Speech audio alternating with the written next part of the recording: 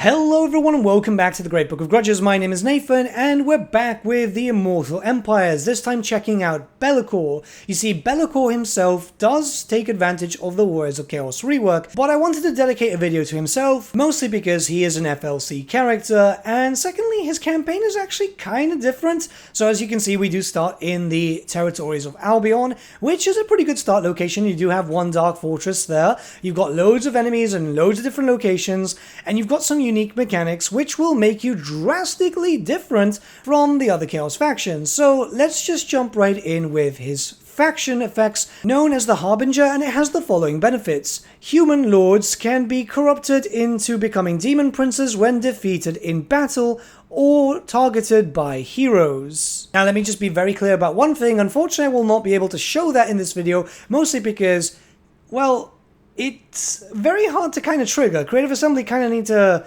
give a little blog post on this, I think. As in most cases with these lords, you kind of kill them very often, so they won't actually turn, you'll just slaughter them. So I'm very clearly doing something wrong. However, we do have some cool effects here, so starts with all Chaos God Gift slots. This is actually quite big, as you'll be able to get a lot of demons very, very early on. We'll talk about that a little bit later.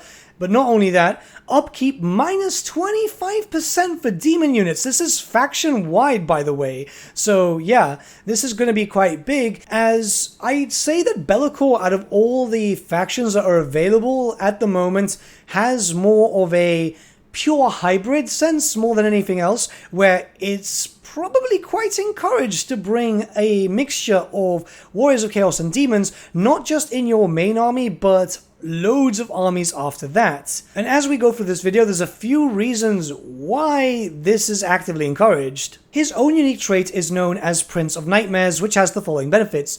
All authority +2 for Lord's army. This is absolutely massive because, as you are aware, authority itself will bring a lot of reductions to upkeep and a few other things. So even if you don't have the DLC, this is kind of beneficial. And lastly, the ability of Shadow Shroud, which in itself is a damage resistance. So it's a ward save for 33 seconds, and the damage resistance is +40%. It's pretty high. So his skills are actually something kind of curious. You see, the blue line is not the traditional one that we get now with all the Warriors of Chaos factions. Rather, it's the old school one, so you have upkeep reduction here too. And no extra bonuses for getting souls and all that. I've reported that to Creative Assembly. Maybe it's just an oversight, or maybe they want him to have Lightning Strike and all the older stuff. I don't know. It's just kind of weird. He also has access to the Law of Shadows, which, you know, is fair. I would have liked if he would have had access to his own unique lore, because he does have some unique spells in the tabletop, but that was in 6th edition, whereas in 8th he used Law of Shadows, so I think they wanted to just go for the 8th thing. He does have his own unique skill line too, which increases experience gain for Lords and Heroes, by the way. These are all undivided faction-wide. He's got access to a massive reduction for Warband upgrades for the Demon units. Keep in mind, yes, some Demons can upgrade. We'll talk about that a little bit later. And generally, well, it's all pretty good. And just for the sake of it, he does have access to the new Warriors of Chaos technology tree, but you don't actually have to go to the Blessings section to be able to unlock a slot. You've already got one at the beginning. This just unlocks a second one. And yeah, you kind of need to use this. It does make sense to kind of beeline for the Blessings, by the way, if you're going to go for a high demon focus, but that depends on what you want. I mostly have been playing kind of 50-50 route, because it just kind of feels nice to have a proper hybrid faction. It's very rare that we do get these, and it's just kind of nice to have it. So LAKOR is a Warriors of Chaos character, which means that he starts off with the usual thing. You know, you've got your army, you've got a character, a hero, and you have to actually fight an enemy and then go and fight their city to be able to get your first Dark Fortress. This is the most traditional thing.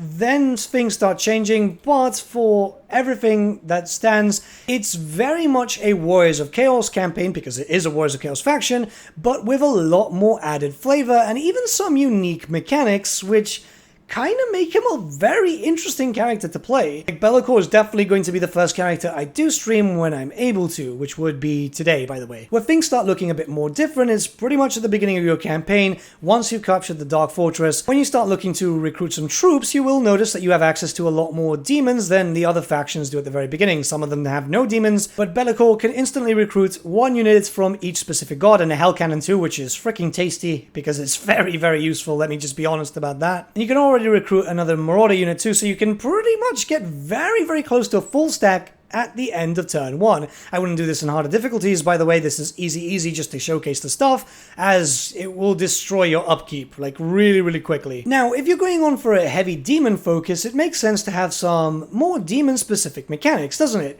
So, when you start looking towards recruitment, this is where things get a bit more different. You can see that recruitment is very much the same with the warband upgrades, and when you go to the god-specific units, you will obviously be missing some units unless you own the DLC, as those are tied to the DLC.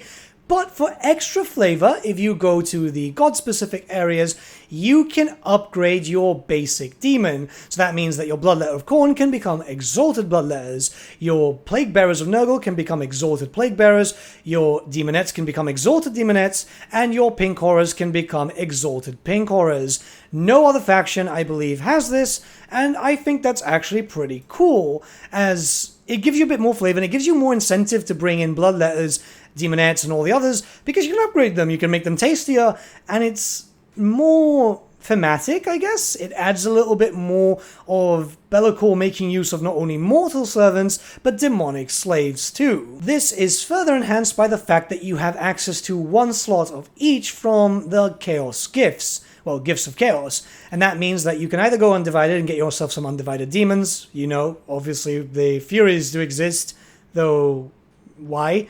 And you can get all the buffs from that. But if you so wish to start focusing on demons very early on, you can already start getting the gifts there, provided that you have enough souls. That's a very big factor here, which will give you access to another unit, and then obviously there's a turn cycle to give you more and more.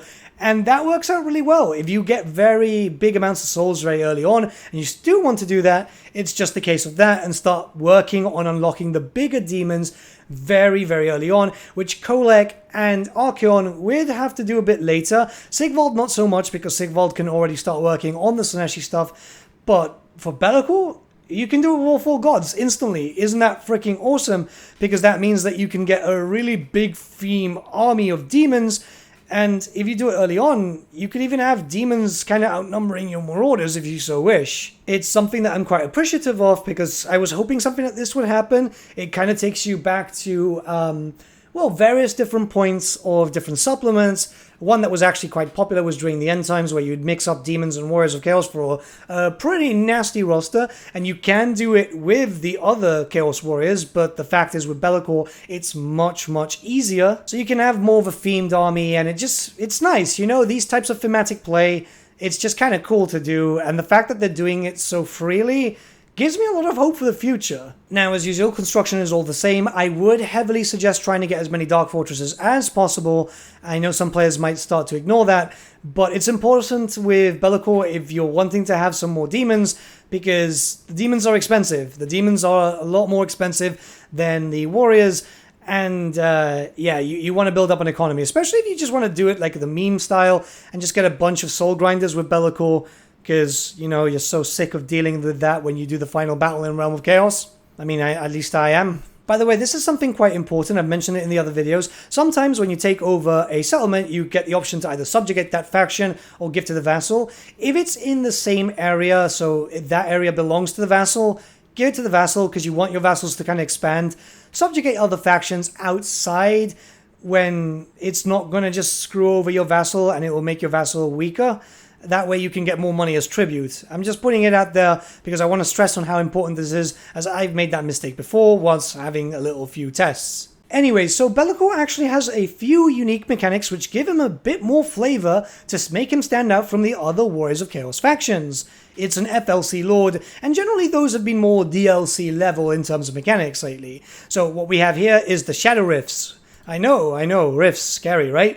But don't worry, it's not like the Realm of Chaos. So how this works is that you can traverse the rifts, and they are owned only by LAKOR, and this kind of makes them a little bit special, you see. So for that, we need to look at Unholy Manifestations, because there's a few things here. You see, what Unholy Manifestations do is you can open up a rift, and you can actually get more charges of this, by the way, either by purchasing with souls, or sometimes getting into battles and so on, and you can put that in anywhere that you've actually got line of sight of. So if you manage to get a faction line of sight in Cafe, you can open up one there, And yeah, it's kind of fun. It also gives you access to a unit. You see that you've got 4 manifestations, each of them dedicated to a specific god, and that will also give you a unit, which I think is freaking awesome. Each of the manifestations also have their own separate effects, and I'll be scrolling through them, so don't worry about that. But when it comes to the riff itself, so you just have a charge, you find an enemy army, or anything really, it has to be in an army,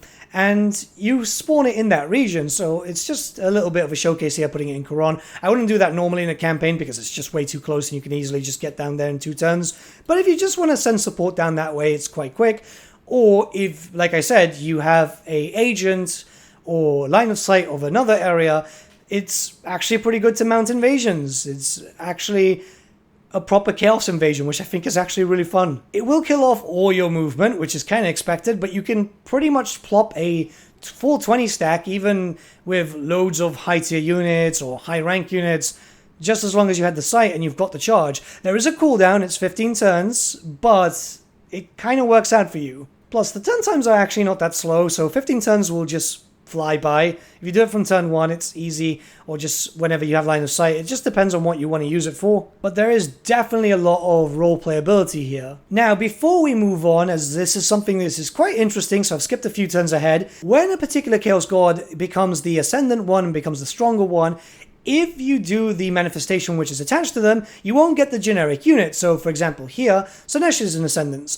Rather than getting a standard unit of Demonettes, you get an Exalted Demonette of Slaanesh already, which actually works out quite well, considering that you won't have to upgrade a normal unit and pay for the upgrade and all that type of stuff. It's just kind of nice. It's a nice little flavor thing that I hadn't actually noticed until I started recording this video. So when it comes to the case of invasions by using the rifts, it makes it a lot more lore friendly, and it actually gives you a bit more of a feeling because Be'lakor is constantly moving. He's never really in the same place at the same time. Any of your armies can use this, by the way. It's actually quite good. And here I'm just attacking Quran, right? I'm attacking the area of Quran. I'm fighting the Bretonnians here. But in my own personal campaigns, I used it to launch an invasion of Lustria, and it was kind of fun. I just was fighting a lot of Norskins, I was fighting a lot of humans. I was like, oh, I kind of want to fight some lizardmen now. And it was just nice to have that functionality.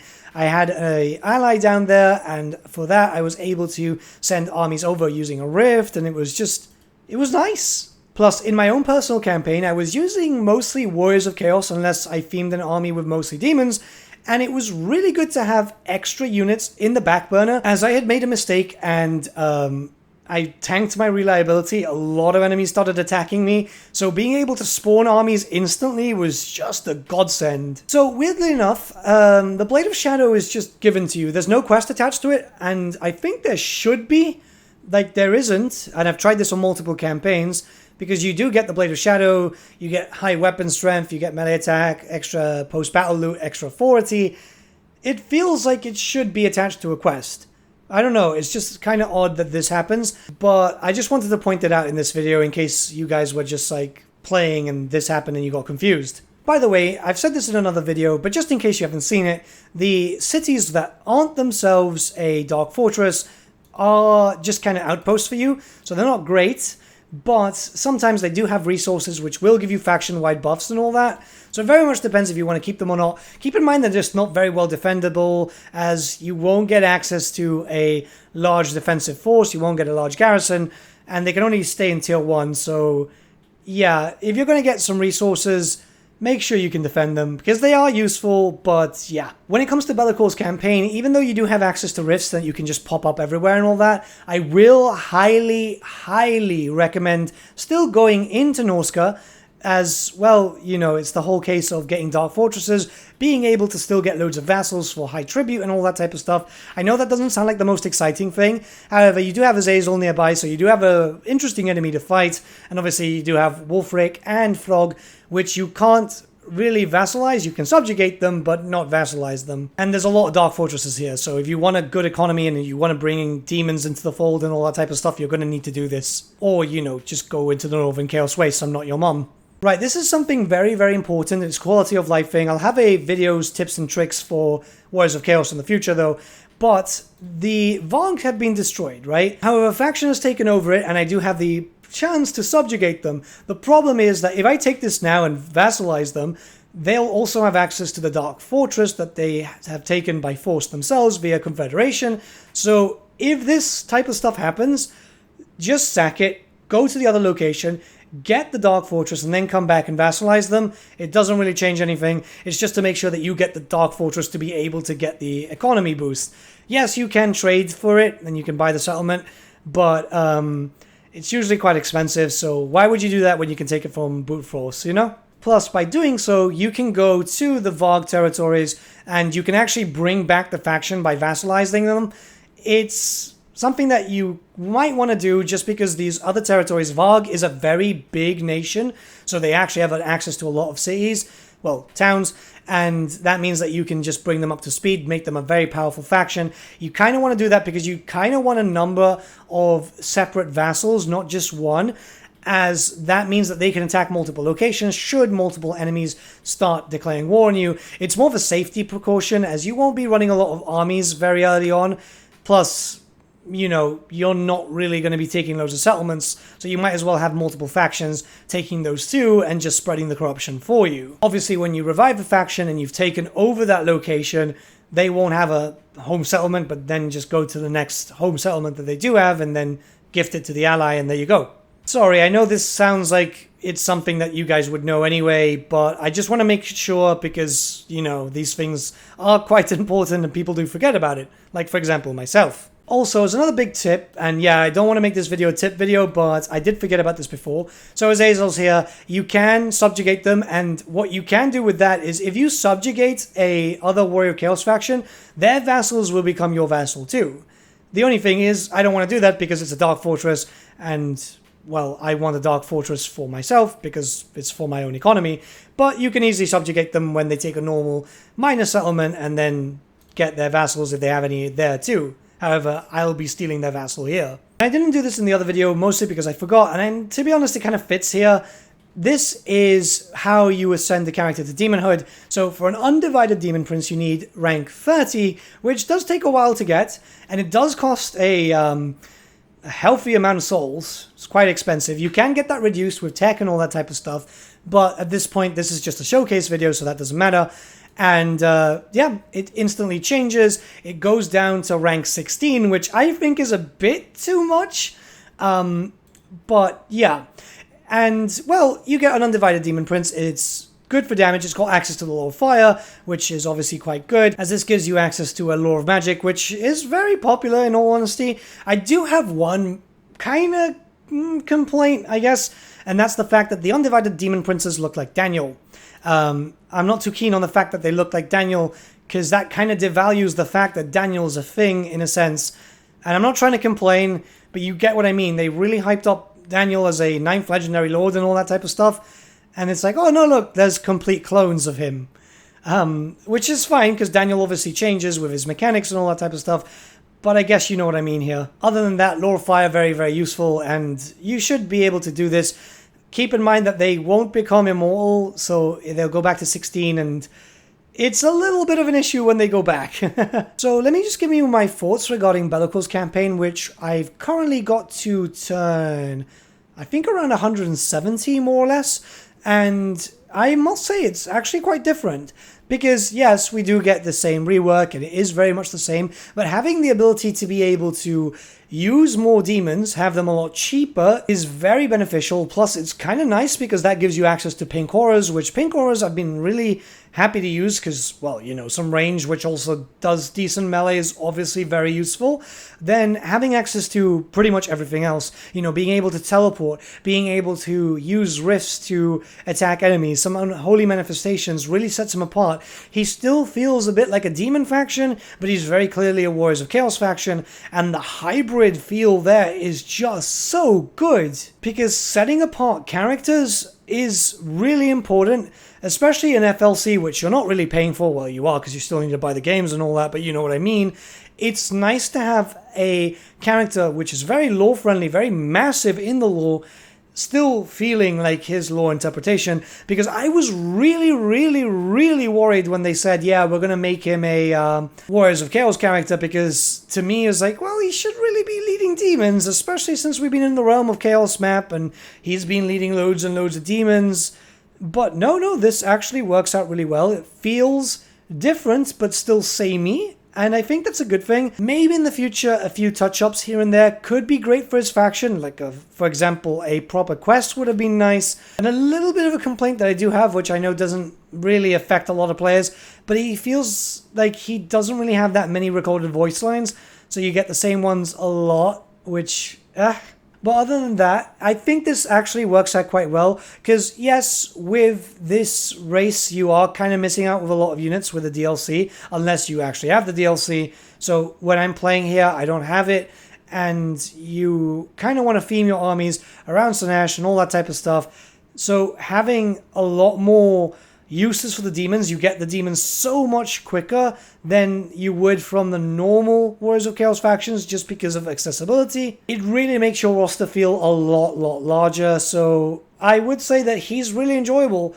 I can't really give a review in a sense, so I can't give you a rating and all that type of stuff, but as a personal feeling, I would say that likely LAKOR might be my favorite of the undivided characters for the Warriors of Chaos. Archaon is definitely the strongest, that's for certain, but LAKOR just has this feeling about him which makes him a little bit more fun. Now obviously that would vary between the player base and what you guys personally see, because, you know, that's the great thing about us. We all have contrasting views, and that is actually a good thing. But let me know what you guys think about LAKOR's own dedicated faction in the comments below. Let's start a bit of a discussion. I'd love to see what you guys think, especially since he's just his own playstyle. And yeah, I'll see you all again very soon. And by the time this video comes out, there should be another 1 or 2 left, and there's just going to be a lot of content, guys, so don't you worry.